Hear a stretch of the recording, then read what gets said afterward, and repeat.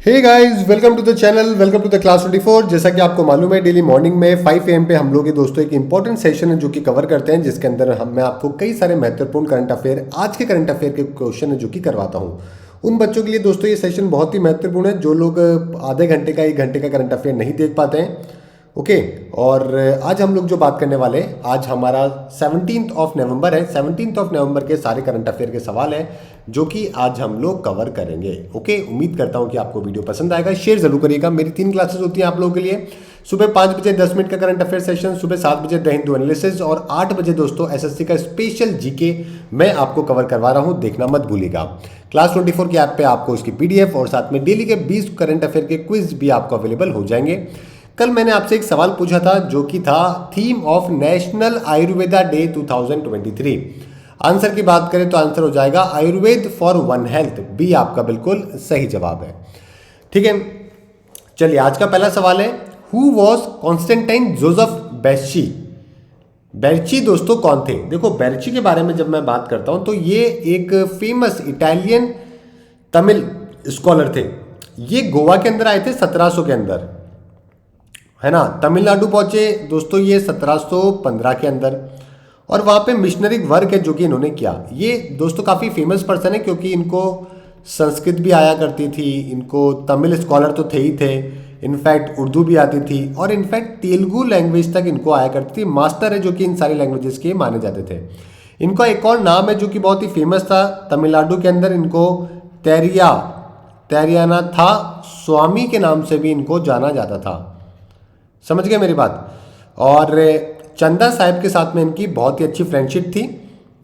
Kaveri river के पास में दोस्तों रूलर है जो कि चंदा साहिब हुआ करते थे। 4 विलेजेस दोस्तों इन्होंने गिफ्ट में जो है चंदा साहिब ने इनको दिए भी थे, और इनको एक टाइटल भी जो है उस टाइम पे दिया गया था। ठीक है, इंपॉर्टेंट है, ध्यान रखिएगा। यहाँ पे आपका बी आपका सही आंसर है जो कि हो जाएगा। नेक्स्ट सवाल है, मेन ऑब्जेक्टिव क्या है दोस्तों जनजातीय गौरव दिवस का? जनजातीय गौरव दिवस, अभी दोस्तों मोदी जी ने कई सारे अनाउंसमेंट है जो कि करे हैं जनजातीय गौरव दिवस के ऊपर। ओके, आंसर बताइए क्या होगा। देखो, ये किस लिए करे गए ताकि क्या हो सके, हम लोग जो हमारे ट्राइबल फ्रीडम फाइटर्स है ना, उनके दोस्तों एफर्ट्स को रिकॉग्नाइज कर सके। समझ गए? तो 15 नवंबर जो बिरसा मुंडा जी है उनकी बर्थ एनिवर्सरी पे दोस्तों इसको मनाया जाता है। समझ गए? काफ़ी महत्वपूर्ण है। ट्राइबल प्राइड डे भी दोस्तों हम लोग 15 को क्या बोलते हैं? Tribal pride day. तो पेपर में आपसे इसके बारे में पूछा जा सकता है। ये हम लोगों ने दोस्तों 2021 से ही मनाना चालू किया है बिरसा मुंडा जी की बर्थडे के ऊपर, है ना, जिनको भगवान भी मानते हैं ट्राइबल कम्युनिटीज़ के अंदर। ओके, और ये इनिशिएटिव लॉन्च किया गया। 15,000 करोड़ के बजट को 24,000 करोड़ है जो कि ट्राइबल अफेयर्स के लिए किया गया है। ओके, चलिए, यहाँ पे इनके द्वारा एक नया रिलीजन भी बनाया गया था जिसका नाम था बिरसैट नाम का रिलीजन। मुंडा रिबेलियन के लिए ये बहुत ही फेमस थे क्योंकि इनके द्वारा ही रिबेलियन ब्रिटिश के खिलाफ किया गया था। रंपा रेबेलियन भी दोस्तों, है ना, एक सीताराम राजू थे आंध्र प्रदेश में, उन्होंने रंपा रिबेलियन को लीड किया था। वैसे रानी जो है वो मणिपुर में, उन्होंने हेरेका मूवमेंट को लीड किया था। वैसे एक और है सिद्धू एंड कान्हू, उन्होंने झारखंड और बंगाल के अंदर संथाल रिबेलियन को का रिवोल्ट किया था। तो ये कई सारे दोस्तों फेमस है जो कि रिबेलियन लोकल लेवल पे माने जाते हैं। आपको मालूम है रॉबिन हुड ऑफ इंडिया किसको कहते हैं? ब्रिटिशर्स को लूट के गरीबों में बांट दिया करते थे। पता है कौन थे? मध्य प्रदेश के अंदर एक तात्या भील हुआ करते थे। क्या नाम है उनका? तात्या भील। ठीक है, इनको रॉबिन हुड ऑफ इंडिया है जो कि मानते थे। समझ गए? तो सी आपका सही आंसर होगा। ADMM प्लस का फोकस एरिया कौन सा नहीं है? AD, जल्दी बताइए। ADMM के बारे में बात कर रहे हैं। एशियन डिफेंस मिनिस्टर्स की जो मीटिंग हो रही है प्लस की, है ना, ये मीटिंग अभी कहाँ पे? इंडोनेशिया में करवाई जा रही है। स्पेस एक्सप्लोरेशन दोस्तों इनका कोई भी फोकस एरिया नहीं है। बाकी सारे इनके दोस्तों फोकस एरिया आपको देखने को मिलेंगे, है ना। एशियन डिफेंस मिनिस्टर मीटिंग है, और एशियन कंट्रीज जब करते हैं तो ADMM होता है। ADMM प्लस जो हो जाता है ना, तब उस टाइम पे इनके 8 और डायलॉग कंट्रीज हैं जो कि आ जाते हैं। प्लस का मतलब है ADMM का साथ में अगर आ गए ना, तो इसका प्लस लग गया अगर, तो इसका मतलब 8 कंट्रीज है जो कि इनके साथ में और जुड़ गई हैं। 2010 के अंदर एनओई के अंदर सबसे पहले है जो कि ये हुआ था। ओके, चलिए आगे बात करते हैं, fifth Indo Pacific regional dialogue कहां पे करवाया गया, जल्दी बताइए। इंडो पैसिफिक रीजनल डायलॉग 5वां एडिशन जो करवाया जा रहा है वो दिल्ली के अंदर है दोस्तों। एक तो करवाया जा रहा है, पहले तो ये ध्यान रखिए। और जो थीम रखी गई है वो रखी गई है, जल्दी बताइए थीम क्या है इसकी,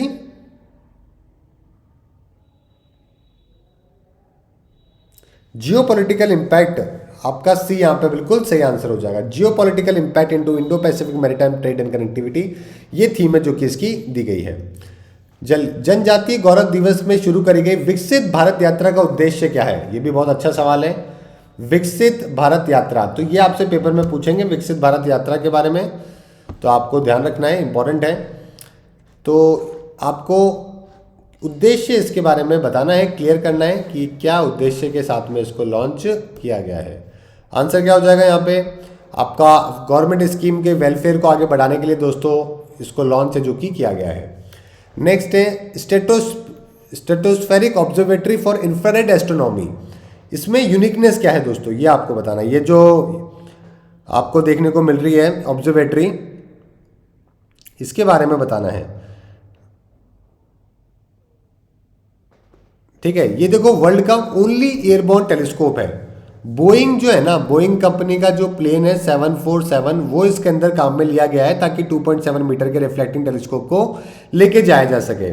19 टन दोस्तों इसका वेट है और ये काफ़ी भारी माना जाता है ना। 2024 तक ये ऑपरेशनल हो चुका था, फाइनल 2022 से ही जो है ये सारी अवेलेबिलिटी करवा रहा है। तो ओनली एयरबोर्न टेलीस्कोप है जो कि माना जाता है सोफिया को, सोफिया इसका नाम है, समझ गए, ध्यान रखिएगा। काफ़ी भारी है, मतलब 19 टन, आप समझ सकते हो कितना भारी होता है ना। गैलापेगोस का विशाल कछुआ किसके लिए जाना जाता है, गैलापेगोस का विशाल कछुआ, ये कछुए दोस्तों इक्वाडोर जो है ना, इक्वाडोर के वहाँ पे बहुत फेमस है, पेपर में ये भी पूछ सकते हैं आपसे। और ये लार्जेस्ट लिविंग स्पीशीज जो है वो कछुए की मानी जाती है, 100 साल से भी अधिक है दोस्तों जो कि ये जी लेती है, इसीलिए ये फेमस भी है। इक्वाडोर का जो पहला नेशनल पार्क और यूनेस्को वर्ल्ड हेरिटेज साइट है ना, वो गैलापेगोस नेशनल पार्क ही है एक्चुअली के अंदर, समझ गए।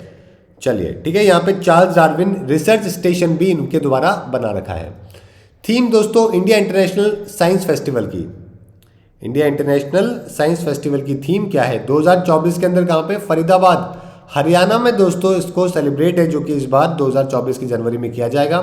साइंस एंड टेक्नोलॉजी थीम जो रखी गई है, पब्लिक आउटरीच इन अमृतकाल, भी आपका बिल्कुल सही जवाब हो जाएगा, समझ गए, ठीक है। Science and technology public outreach in Amritkaal, ये इसकी थीम है जो कि रखी गई है ताकि स्टेम ट्रेनिंग अच्छी हो सके, आगे बढ़ सके, उसको लेकर इसको किया गया है। निसार मिशन के बारे में आपको बताना है कि कौन सा स्टेटमेंट सही है। निसार, देखो निसार नाम से आपको पता लग रहा होगा कि नासा और इसरो के द्वारा मिलकर दोस्तों, है ना, NASA ISRO synthetic aperture radar mission है दोस्तों ये। तो ये इसरो और नासा के द्वारा मिलकर किया गया ताकि अर्थ के लैंड को और आइस कवर्ड सरफेस को सर्वे जो कि किया जा सके। तो काफ़ी महत्वपूर्ण है, आपके पेपर के लिए पूछा जा सकता है ना। हर 12 दिन के अंदर ये चक्कर है जो कि लगाने वाली है। एस और एल बैंड के अंदर दोस्तों ये काम है जो कि करेगा। नेक्स्ट है, मकाक के निम्नलिखित में से कौन सी प्रजाति अरुणाचल प्रदेश में नहीं पाई जाती है। देखो अरुणाचल प्रदेश में मकाक जो है नॉर्मली पाया जाता है, लेकिन यहाँ पे बॉनेट मकाओ जो है ना, मकाक, ये नहीं पाया जाता है। ये एक्चुअली आपको साउथ इंडिया वहाँ पे आपको पाया जाता है। आज का सवाल दोस्तों 10th एशियन डिफेंस मिनिस्टर्स की मीटिंग प्लस मीटिंग है जो कि कहाँ पर आयोजित करवाई जाएगी, ये है आपका क्वेश्चन ऑफ द डे जो कि आपको बताना है। ओके गाइस, आप डेली मेरी दोस्तों 3 क्लासेस आपके लिए अवेलेबल है, 5 बजे, 7 बजे और 8 बजे आपका SSC CHSL specific GK class को देखना मत भूलिएगा। आपको इस क्लास की PDF क्लास 24 पे और साथ में डेली के 10 से 20 क्वेश्चन क्विज आपको करंट अफेयर की क्लास 24 पे मिल जाएगी। आज के लिए इतना ही, कल वापस मिलेंगे same place same time. Thank you everyone, goodbye and have a nice day.